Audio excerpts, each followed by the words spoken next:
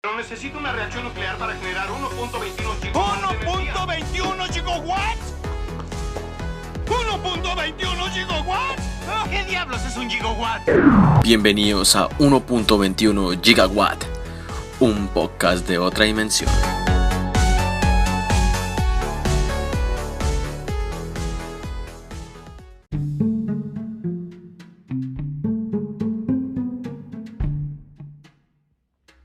Bienvenidos a un nuevo episodio de 1.21 Gigawatt, un podcast de otra dimensión. Les habla Marlon Cáceres desde confines de tierras. No tierras americanas, de tierras colombianas, porque finalmente estoy de vuelta en mi hermosa tierra Colombia, después de toda esa locura que fue mudarme a Estados Unidos, hacer una maestría, conocer, trabajar, viajar y tener, de las mejores experiencias que he tenido en mi vida, tanto buenas como malas. De todo eso se aprendió un poco y ya estoy de vuelta a Colombia por un tiempo, lo cual me alegra bastante porque aunque pasó una pandemia durante mi viaje allá en Estados Unidos, se sintió como si me hubiera ido hace, 40, 50 años. Y bueno, qué mejor que volver y empezar este nuevo ciclo acá en Colombia con un nuevo episodio de precisamente una película que vi este fin de semana que me gustó mucho. Había visto muchísimas críticas sobre la película, los típicos comentarios, los típicos tweets sobre que no, la película es palomera, como le hacen llamar, de que es solo para comer palomitas, que es un blockbuster, que la película no deja nada, simplemente te entretiene, que incluso es muy larga. Y yo digo, yo nunca confío en ese tipo de críticas. Siempre soy una persona que digo, voy a verla, me voy a sentar, voy a analizarla, voy a ver con qué me quedo, con qué no me quedo, qué es lo bueno, qué es lo malo, qué es lo bonito, qué es lo feo. Y precisamente la película se llama La Guerra del Mañana, The Tomorrow War, con Chris Pratt, J.K. Simmons y un cast que, por así decirlo, son actores muy nuevos, no tan reconocidos, pero el solo hecho de tener a Chris Pratt después de Guardianes de la Galaxia, Avengers, Infinity War, Endgame, todo eso se ha hecho muy popular y precisamente trabaja como productor en esta película y actor, obviamente. A mi parecer, Amazon Prime es como la plataforma que está desarrollando ciencia ficción, le está dando la oportunidad a diferentes directores no tan conocidos para que muestren sus producciones. Esta película inició producción en el 2019 en Islandia y parte de Estados Unidos también, pero debido a la pandemia que pasó, que está pasando, todavía no se nos ha ido, se retrasó un poco el estreno. El estreno estaba para el 2020 y la estrenaron hace poco, en el 2021, si no estoy mal, hace menos de un mes estaba disponible, hace menos de 2 semanas, si no estoy mal, en Amazon Prime. Y a mi parecer, cuando sale la película, la gente van a pasar muchas cosas en esta nueva forma de hacer crítica en el mundo, que es prácticamente como que no me ofende, o que se toman las cosas personales de las personas implicadas en la película, por así decirlo, el señor Chris Pratt. ¿Qué pasa con Chris Pratt? ¿Es mal actor? ¿Es mal comediante? ¿Tiene algún problema, Marlon? Sus preferencias políticas y algunas ideas que ha expresado a lo largo de su carrera lo ha llevado a que la gente le tenga un poco de fastidio y odio. No todos, porque si usted se asemeja a lo que Chris Pratt piensa, a lo que él dice, pues usted no lo va a odiar, ¿verdad? Pero si usted está en el otro lado, completamente opuesto a él, obviamente lo va a odiar, lo va a detestar y va a ser que la primera impresión que usted tenga de una producción de Chris Pratt es: este tipo es un idiota, este tipo ha dicho estas cosas, este tipo apoya a tal político, por ende la película es una porquería, ¿verdad? Ese es como el primer juicio valorativo que se le hace sin ver antes la película, y la persona ya se predispone que en el momento en que Chris Pratt haga una broma o haga cualquier cosa en la película, usted va a decir, no, sigue siendo el mismo idiota de siempre, con las mismas idioteces e ideas políticas que él ha expresado a lo largo de su vida. Entonces, la mayoría de comentarios que yo he visto en internet, en Twitter en especial, es como esa típica crítica que a mí la evito. La evito porque yo digo, ok, acá siempre hay que separar la obra del creador, el actor, del personaje, porque es que acá son dos cosas completamente diferentes. Ha habido muchísimos directores, actores que yo he querido, me ha gustado mucho sus producciones, sus películas, todo lo que han hecho, pero más adelante ellos hacen algo completamente malo, obviamente frente a la sociedad, y yo digo, qué cagada que ese man hiciera eso. Pero debido a eso yo no voy a volver a la película a decir, uy, sí, la película es la culpable, acá se da, porque eso de la cancelación, esa cultura de la cancelación, yo creo que hay que tener como ciertos límites. No todo lo podemos llevar a otros límites, a que, ay, no, lo tenemos que cancelar esto y tenemos que cancelar lo anterior. El pasado ya está en el pasado, lo que ya se hizo ya está hecho. Tenemos es que la persona, si hizo algo malo, completamente malo, se tomen las acciones requeridas, pero no se vayan a destruir lo que ya se ha hecho antes. Porque puede que esa persona en ese momento no hiciera algo malo y su producción, su película, su libro, cualquier cosa que haya hecho, haya ayudado a construir la vida, el futuro de algo. Ahora ustedes imaginen, esto no es del tema y ya con esto cierro. Imaginen si todas las películas que ha hecho Woody Allen se tuvieran que borrar por lo que ha hecho Woody Allen en persona. Imaginen, donde se tuvieran que borrar, donde nadie pudiera ver eso. Imaginen todos los directores de cine que se han inspirado gracias a las películas de Woody Allen para hacer más cine. No habría cine, no habría muchísimo. Y dirán, pero es solo un director. Sí, es un solo director, pero imagina que este otro director nunca llegara a crear esa película. Entonces ahora yo pienso, imaginen donde las personas tuvieran una máquina del tiempo y se volvieran a quitar todos esos elementos, esas personas. No habría futuro. Entonces, cuando vi las críticas de Tomorrow War o La Guerra del Mañana, yo dije, no, tengo que verla, tengo que digerirla. Y precisamente pues nunca digo esto, y acá está como el Rotten Tomatoes, que para mí los puedo definir como un montón de geeks gordos que nunca salen de su casa y critican todo, y si a ellos no les gustó, pues no les gustó. Y ahora ustedes pónganse a pensar en este pequeño número de Rotten Tomatoes. De 2.500 personas, 82% dijo que la película era buena, era palomera, y 54% le dieron pues este tomatometer, o sí, como el rating de de tomates, 54%, o sea, como que muy variado, pero solo, yo no sé, es que para mí esto de Rotten Tomatoes ni debería existir porque me parece completamente tonto. De 144 reseñas, solo 54 fueron como positivamente. O sea, sacan un consenso. Y yo digo, 144 reseñas, eso no es nada para mí, dándonos cuenta de toda la cantidad de personas que ven cine, que estudian cine y son parte de la industria cinematográfica. Entonces, no tiene mucho sentido. Si yo estuviera metido en esto, yo digo, ok, vamos a ver, pero no estoy ahí y ustedes ya sacarán sus propias conclusiones. Yo siempre les digo, si ustedes ven algo de Rotten Tomatoes, evítenlo. En esta lo vi porque simplemente le dieron como mucho de lo que yo dije, no, la van a destruir. Y no la destruyeron. Es completamente raro, pero cualquier otra película que se vuelva un poco más viral, ahí sí la van a destruir. Pero bueno, eso ya son cosas del mundo. Entonces, volvamos a La Guerra del Mañana, pero antes de hablar de la película, voy a tratar de no dar tantos spoilers.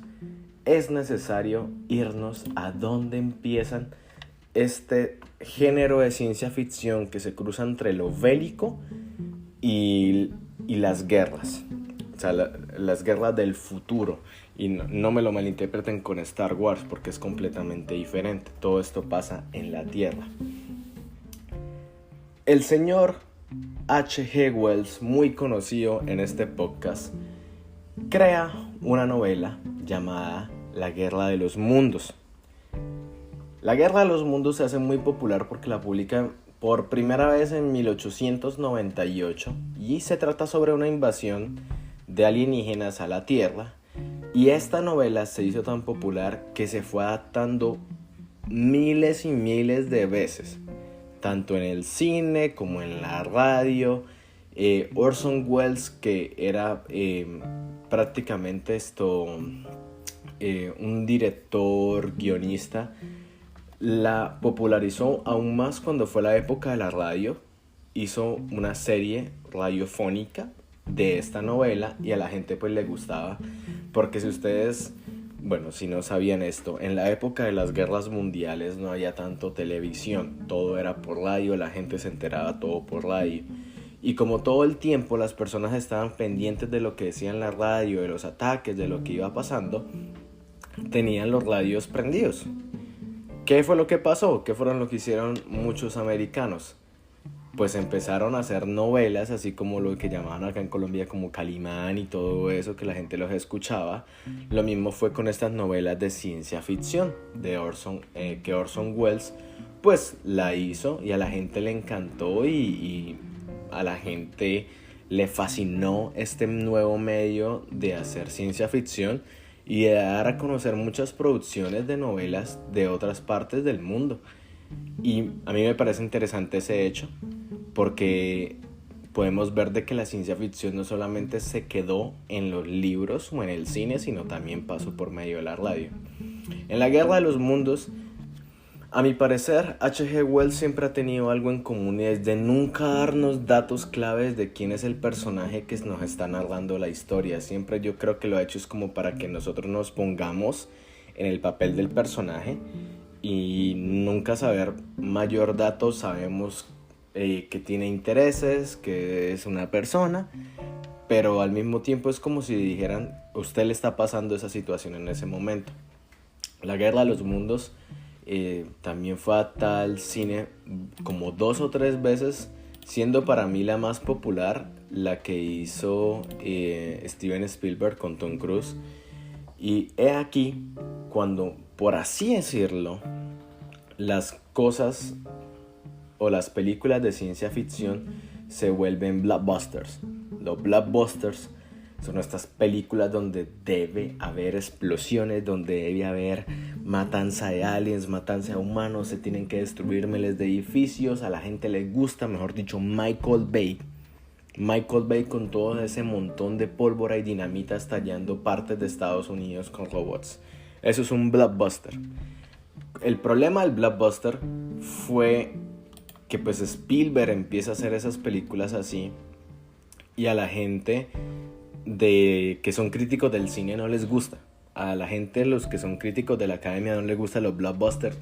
¿Por qué? Porque dicen que son producciones que fueron creadas simplemente para obtener dinero por parte de la audiencia, no para entretenerlos. Yo digo, pues eso depende, porque si a mí me llega a impactar esa película por el método que la grabaron, por los efectos y todo eso, y yo me vuelvo director de cine y quiero hacer películas así, pues yo digo, sí está contribuyendo, ¿no? Es verdad, o sea, sí hay una contribución como tal, aparte de monetaria.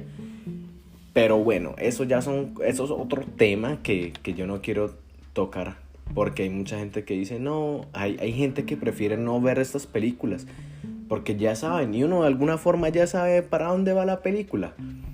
Pero a veces es necesario como verlas, todo es parte del cine.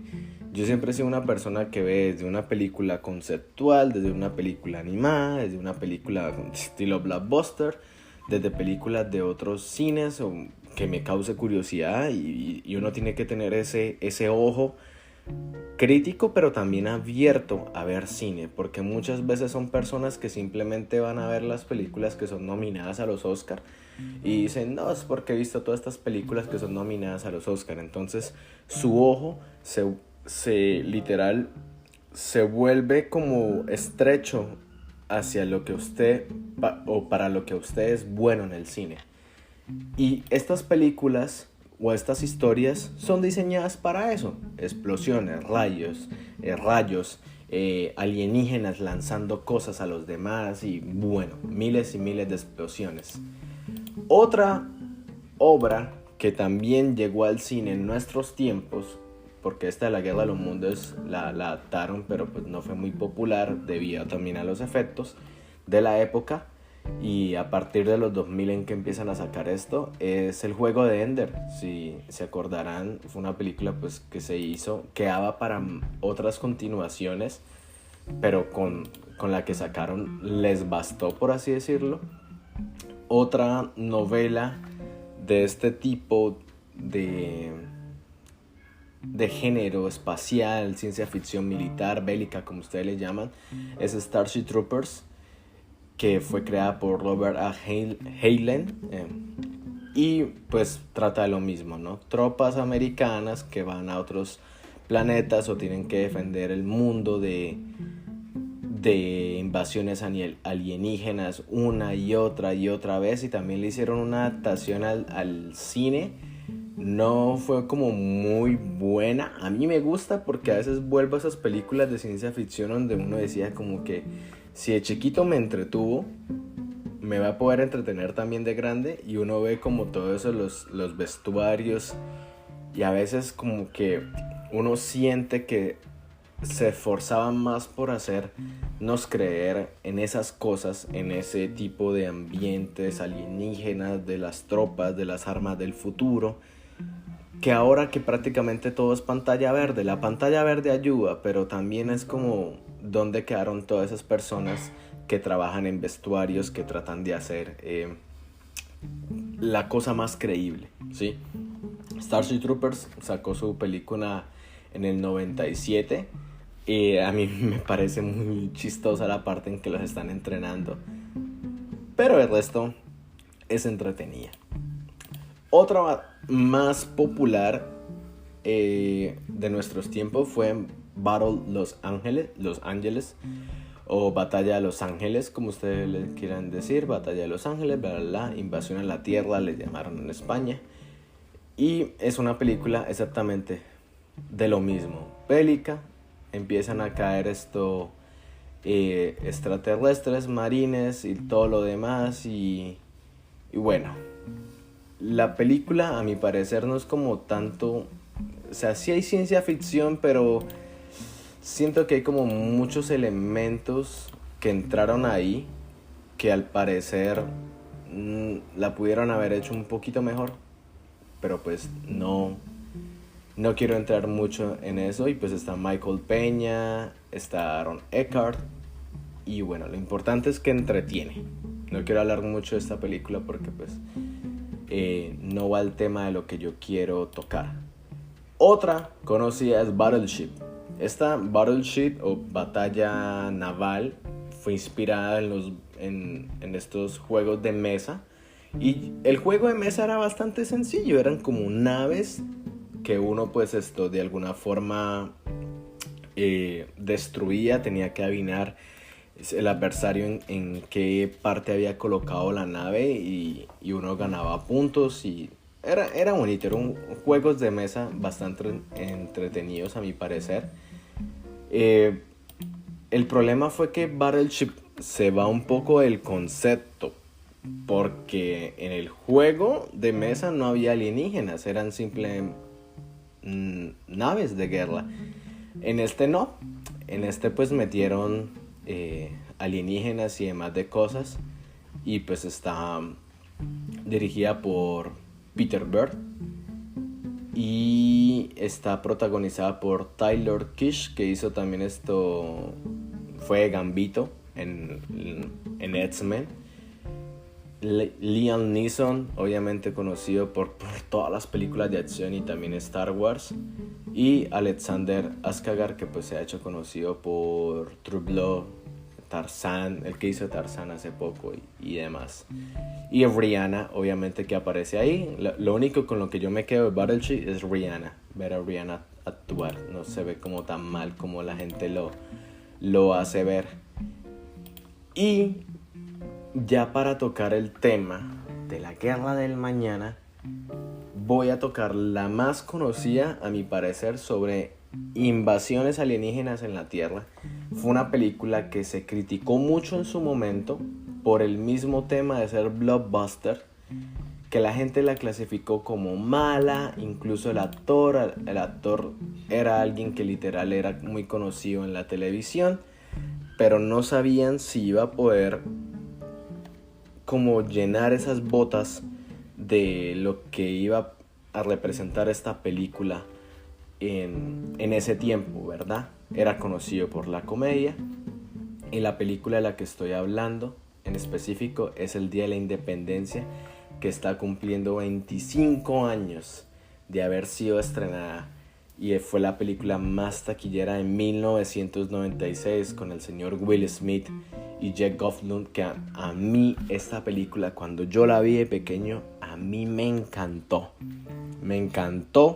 no le encuentro fallas porque tiene de todo, y tiene de todo gracias al enfoque también de que le dieron los actores, porque eran actores que hacían películas como ni tan era comedia, pero también había acción, ¿no? Jeff Goldblum era conocido por Jurassic Park y Will Smith era conocido por El Príncipe de Bel-Air.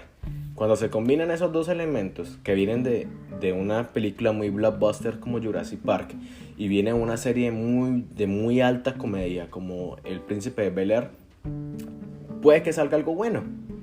Y a mucha gente, por así decirlo, no esperaban que fuese tan buena. Y a mi parecer, El Día de la Independencia, es de las mejores películas de invasión.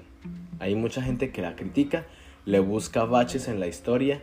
La película tiene de todo, tiene momentos emotivos, sacrificios de los papás, el discurso del presidente, hay mucho nacionalismo, por así decirlo.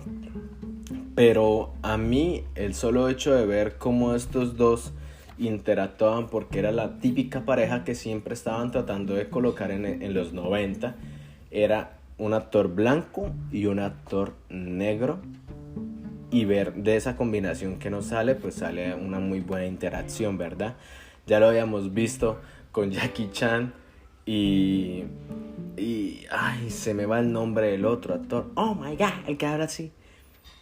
Bueno, actor asiático, actor negro. Lo mismo había pasado en Arma Mortal, es que se llama. La típica, creo que es Arma Mortal. Denme un segundo, lo busco acá mientras. Esa combinación que ellos, sí, Arma Mortal con Mel Gibson y Danny Glover, siempre trataban de colocar estos dos actores como para que las dos audiencias de la época, por así decirlo, se sintieran representadas, como que todo hubiera una coexistencia.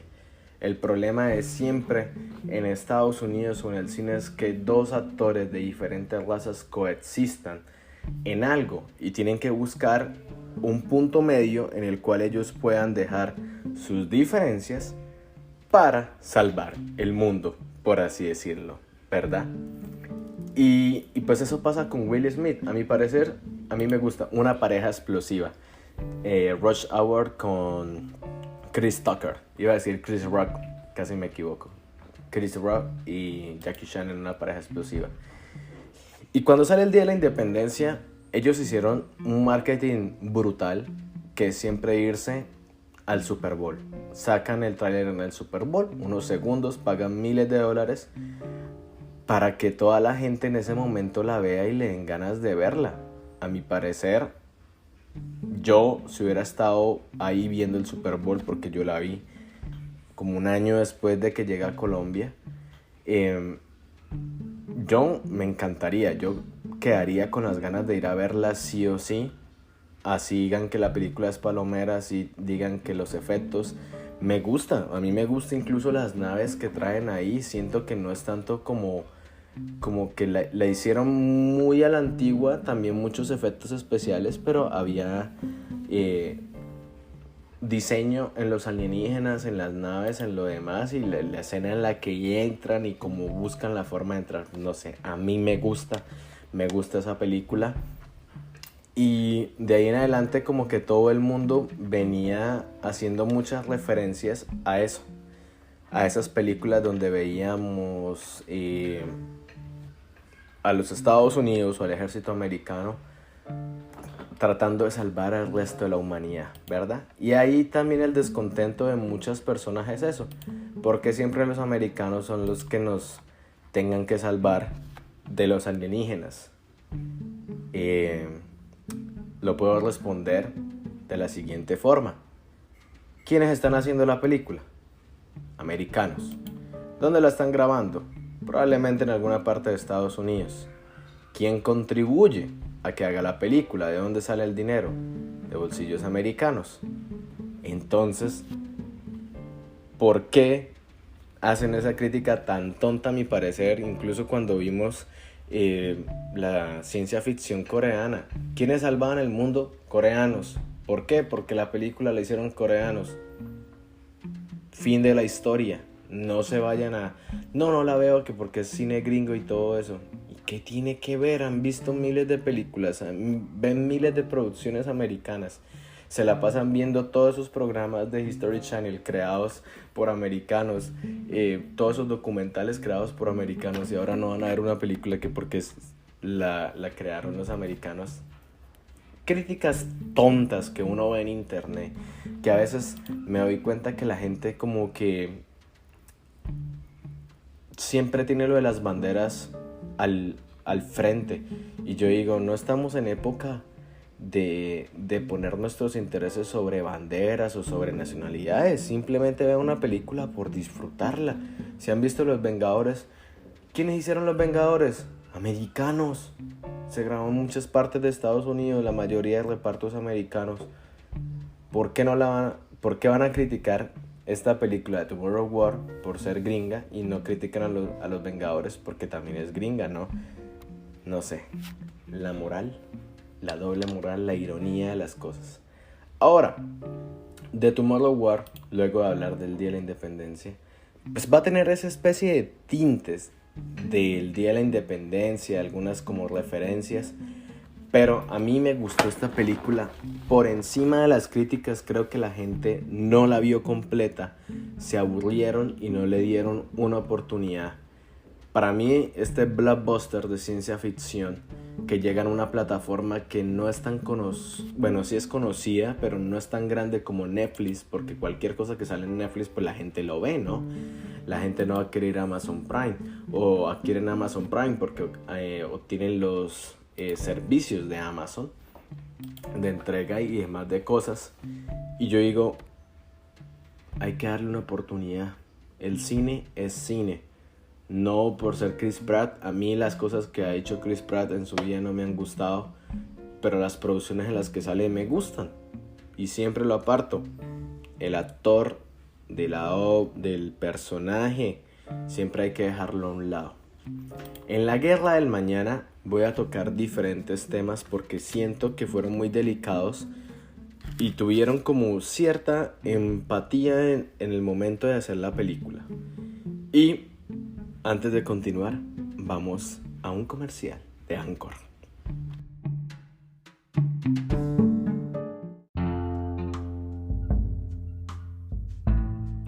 The Tomorrow War inicia con Dan Foster, interpretado por Chris Pratt, un ex militar científico químico que está esperando una noticia sobre si le han aceptado en un trabajo, y llega a una cena donde están reunidos pues muchos amigos de él. Está su esposa, yo imagino esa es su casa, y están viendo curiosamente el Mundial de Qatar 2022, y hay un partido que a mi parecer tengo dos posibilidades: es Brasil versus Francia, porque el uniforme del equipo contrario se me parece mucho al de Brasil, o es Brasil-Estados Unidos.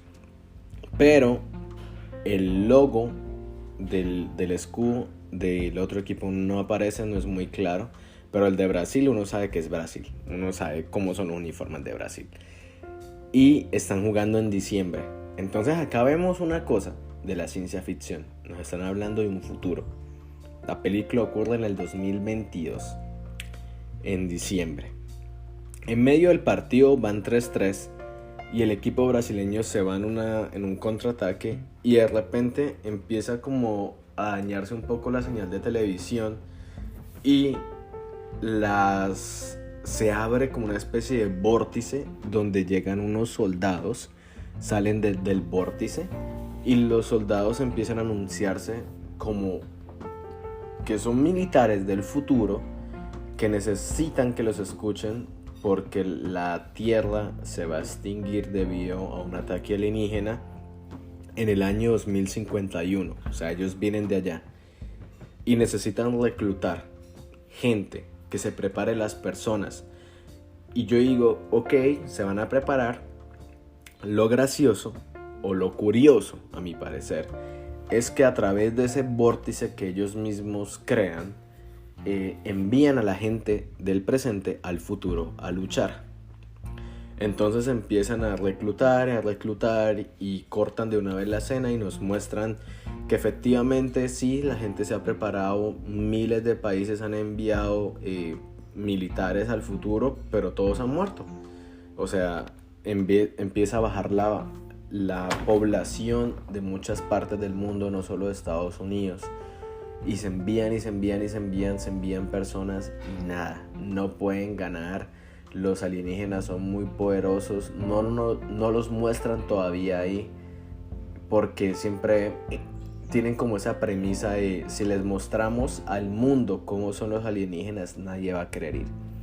Obviamente eso tiene mucho sentido, porque ya cuando uno los ve, uno dice, no, ni loco ni porque me paguen, me meto allá. Y bueno, pues siguen enviando muchas personas y ya cuando los militares literal no sobreviven, se acaban todos los militares, empiezan a reclutar a gente del común. Gente que pues no sé, ellos le hacen una especie de examen y en el examen botan unos resultados donde dicen sí, su cuerpo va a aguantar el viaje en el tiempo y también cumple con un requisito muy esencial. En el tiempo, o sea, para la época en la que ellos van a viajar, ellos ya están muertos. O sea, que la persona ya está muerta en el futuro y debido a eso no hay una paradoja. Y yo me quedo pensando, qué bonita forma de decir o explicar a la gente que hay una paradoja, ¿verdad? De nada me serviría enviarme a mi yo del presente cuando yo todavía estoy en el futuro. Me encuentro y va a haber un choque ahí tanto dentro de mi mente como puede que en la tecnología que ellos están utilizando. Ahora, eso me gustó bastante. Cuando la vi le dije a mi mamá, qué buena forma de explicar las paradojas. Y fue una forma tan sencilla que cualquier persona lo puede entender. Es acá algo bonito de estos directores, de que no siempre tienen que utilizar todos estos recursos, todos estos números, todas esas escenas complicadas para decirnos estamos respetando la ciencia y estamos teniendo en cuenta todos los mandamientos, por así decirlo, para viajar al futuro. Ahora, acá hay cosas interesantes que voy a ir discutiendo también al final.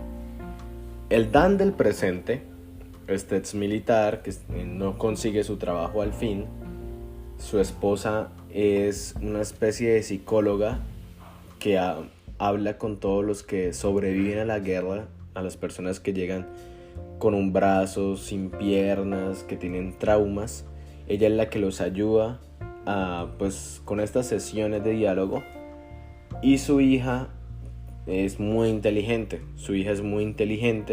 Y hay una escena donde su hija está muy nerviosa porque al parecer su padre se va a ir. Y ya cuando lo empiezan a reclutar a él, la hija tiene una pesadilla y le dice como que no se vaya, y él le dice tiene que respirar, y le dice qué es lo que pasa cuando nos falta, cuando está nerviosa o cuando está en un estado de shock. Ella dice como que le falta oxígeno al cerebro, por eso tienes que respirar, tienes que dejar que el oxígeno pase. Y uno dice, escena normal, padre inteligente, padre científico hablando con su hija, ¿cierto? El papá de Dan, o sea el abuelo de la niña, es un ex militar también que estuvo en la guerra de Vietnam y es un piloto ilegal. Y cuando él va a pedirle ayuda para que le quite el dispositivo que le colocaron un dispositivo y una especie de brazalete en el brazo que les dicen exactamente el tiempo que les queda en el futuro, después de que vuelvan, porque todas las personas que envían solo van a estar 7 días. 7 días van a estar, después de esos 7 días se acaba su servicio militar y los reciben como veteranos de guerra. Él va a buscar ayuda con el papá y pues tienen una mala relación debido a que el papá se divorció de su madre y él tuvo, en el momento en que muere la mamá, Dan Foster es el que tiene que cubrir todos los gastos fúnebres y todo lo demás. Y él pues tiene como esa pelea con su padre, ¿no? Igualmente el papá tampoco conoce a la niña. Y esa era una de las primeras cosas que le había pedido al principio, que la dejara conocer. Hay una escena ahí que hay una carta de medio y él dice, no, ¿por qué dar a conocer a mi hija a alguien que nunca me quiso o me abandonó? Entonces tenemos en cuenta eso, ¿no? Un padre que quiere preservar a su familia ante todo, sabe que tiene que ir a prestar su servicio y tiene pues ese problema familiar. Él es profesor de colegio y en el colegio siempre en el momento en que lo van a reclutar, un estudiante habla de volcanes y él dice, ¿podemos hablar de otras cosas que no sea simplemente volcanes? Y el niño le dice, pero es que los volcanes son la solución, yo sé que esto es lo que nos va a salvar, el estudio de los volcanes. Y bueno, él no le para atención, lo ignora porque él dice, bueno, hablemos del tema del día, y él tiene la mano alzada porque él quiere hablar de volcanes y nadie más habla, ¿verdad? Entonces tenemos esas cosas, el papá, la hija con lo del oxígeno, la mala relación que tiene con su padre, obviamente, el niño de los volcanes y lo de los traumas del pasado, de los traumas que tiene que combatir su esposa, perdón. Cuando Dan viaja al futuro, se da cuenta de lo que se están enfrentando. Son unos alienígenas que tienen, se me parecen mucho a los de Alien, por así decirlo, la forma de la cara, aunque son no tanto de que se paren en 2 patas, más que todo son como en 4 y tienen unos tentáculos que tiran como una especie de aguijones que llegan a herir, sí, mortalmente la persona, pues si le llega a dar en un punto específico. Cuando él ve toda esa situación, y acá lo otro que me hizo curioso es cuando los envían al futuro, les dicen que van a llegar a Miami Beach, que es donde están los alienígenas estos, pues que tienen que recuperar unas medicinas para seguir los estudios en contra de ver cómo los van a acabar, ¿no? A los alienígenas. Y cuando caen a una terraza, a un edificio de Miami, él cae en una piscina como varios de los personajes principales, pero las otras personas caen a los precipicios, o sea, literal se pegan con los edificios, se les explota la cabeza, caen por todos lados. Y yo digo como, es interesante esto, no es como la película El filo del mañana, o la guerra, sí, Al filo del mañana con Tom Cruise, que siempre caía en el mismo loop, o que era como 1 metro del piso y se pegaba un totazo siempre. Entonces, un golpe, perdón, se me salió una palabra muy, muy coloquial colombiana. Y no sería tanto, ¿verdad? O sea, puede que le doliera el golpe, pero no se muere como en este caso. No es lo mismo caer a 1 metro del piso o 3 metros del piso a tener que caer a al hueco de un edificio, pues, y ver si sobrevives al golpe o no. Me pareció curioso eso. Y también se maneja otra de las cosas, por así decirlo, respetables referente al tiempo. No sabemos exactamente en qué momento o en qué lugar va a estar la Tierra ubicada. Todos sabemos que la Tierra hay una rotación. Ellos los envían a Miami, pero no sabemos en qué parte de Miami van a caer, debido a que a ese tiempo donde los envíen al 2051, 2052 si no estoy mal, porque dura un año el proceso de reclutamiento, van a estar en la misma base o en el mismo terreno, debido a que la Tierra rota, ¿verdad? Entonces, en el momento en que ellos caen, pues van a caer a donde se sitúe la Tierra en ese momento, y pues obviamente caen ahí a la piscina, a los edificios. Esa escena, yo cuando vi esa escena, yo dije, ay, no me lo creo. Envían tantos y la mayoría se muere en el salto, por así decirlo. Los otros personajes que se unen a Dan es un científico, tiene una empresa de tecnología, él sabe todo lo de computación. Otro es un señor que ya se ha presentado varias veces a este servicio, o sea, ya conoce a los alienígenas. Son como dos especies de asesinos, por así decirlo, así los llaman ahí. Y ya han ido 2 veces antes de eso. Entonces ya tienen como bastante experiencia, son bastante callados, son el típico personaje que no habla y que va a tener como un momento en donde se va a sacrificar o va a hacer las cosas bien, y toda su personalidad va a cambiar en esa escena, y todos nos vamos a quedar como, oh, Dios mío, qué bueno fue ese, ¿por qué lo juzgué? Eso es algo muy típico de una película de blockbuster. Bueno, el caso es que cuando caen allá y sobreviven, cumplen la misión, él conoce a la coronel Foster. ¿Quién es la coronel Foster? En el futuro. Y uno piensa, probablemente sea una coronel normal. Pues no, es su hija en el futuro. Y acá uno piensa, ¿por qué su hija no tiene como una especie de choque, verdad? ¿Por qué él no tiene un choque? Porque él ya ha muerto para ese tiempo. Y ahí nos explican efectivamente que él, después de divorciarse de su esposa, casi a los 12 años que tenía ella, y a los 16 él fallece en un accidente automovilístico. Entonces, para ella, en ese futuro ya ha pasado bastante tiempo y ya lo ha superado de alguna manera, aunque tienen una conversación en la que se puede notar que ella está todavía bastante afectada por eso. O sea, como que le afectó decirle eso, y también le dice que pues entre menos sepa, mejor. Y es normal, entre menos ideas a priori usted quiera en su futuro, su pasado menos va a cambiar. Cosa que en esta película el personaje de Dan obviamente va a hacer todo contrario. Va a obtener muchísima información a priori, y su pasado, que ya sabemos en dónde termina, ¿sí? En su muerte, en su divorcio, en su hija siendo pues prácticamente saliendo adelante, queriendo salvar al mundo. Entonces todas esas ideas que él obtiene, él dice como él no lo dice, pero yo sé que en la cabeza, y eso es lo que el director no lo quiere hacer entender, él no quiere que eso pase. Él quiere que su hija salve el mundo y salvar el futuro de su hija. Al final de cuentas él sabe que él va a morir en algún punto, pero que tiene que salvarla. Y tiene que salvar a la humanidad también, ¿verdad? Entonces, bueno, no quiero entrar mucho en temas de la trama porque les voy a dar mucho spoiler.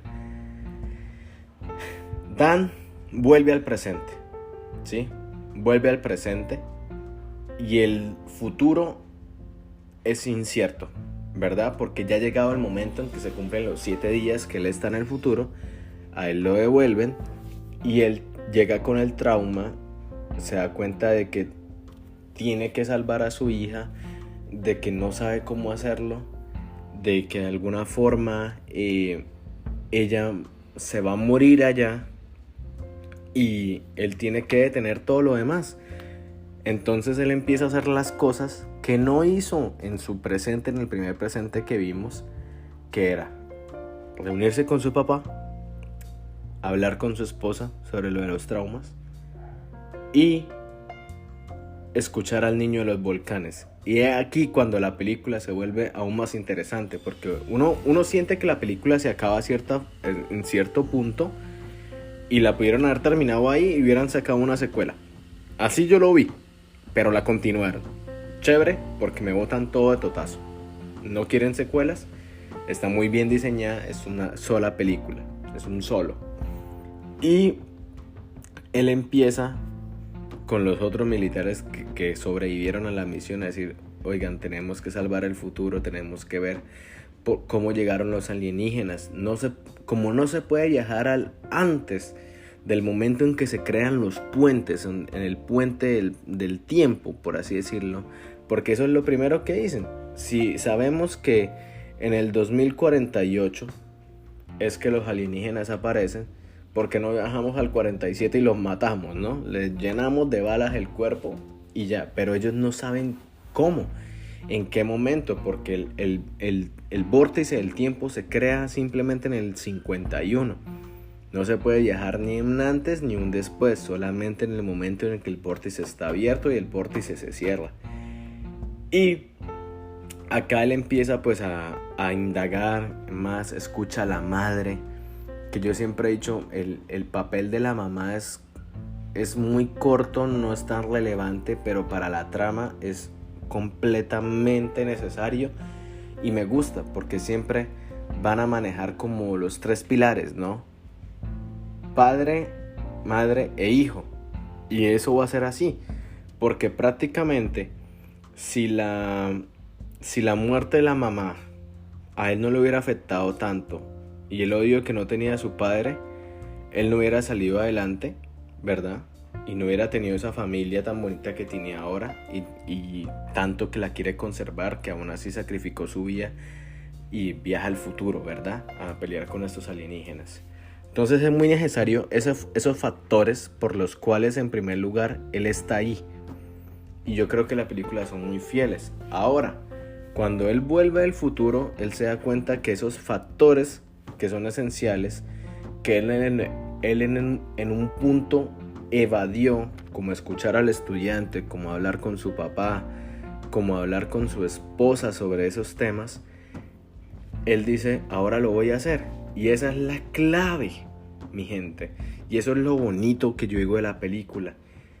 Entre más ideas él o información obtuvo de su pasado, él pudo cambiar su presente y el futuro de su hija, ¿sí? Porque lo que él quiere evitar es que algo malo le pase a su hija, porque su hija está tratando de salvar a la humanidad ya. Incluso cuando la esposa le dice, es una escena como tan bonita en que él le dice como que la conocí, es una científica, es una coronel, está salvando al mundo y yo la tengo que salvar. ¿Cómo vas a salvar a alguien que todavía no conoces? O sea, sí conoces porque está a tu lado, pero no ha llegado a ser esa persona. Y la película toma ese giro. Esa última parte de la película a mí me gustó mucho porque se vuelve también algo muy familiar. Vemos que los gobiernos, como siempre, no prestan atención a las personas que han estado en la guerra, no los escuchan y no entienden el por qué deben de tener esas guerras, ¿verdad? O al menos los deben escuchar para que se pueda hacer algo en el futuro, ¿verdad? Y ellos empiezan una misión prácticamente suicida en la cual ellos se dan cuenta que los extraterrestres no llegaron, ya estaban. Y en el 2048 empieza el calentamiento global y lo que hace es derretirlos y estos marcianos, estos alienígenas estaban en un volcán, estaban congelados en un volcán. En la Antártida, bueno, no en la Antártida, en Rusia, Y pues tienen que ir hasta allá a ver a los marcianos y enfrentarlos y destruirlos, obviamente antes de que llegue el 48 y se derritan.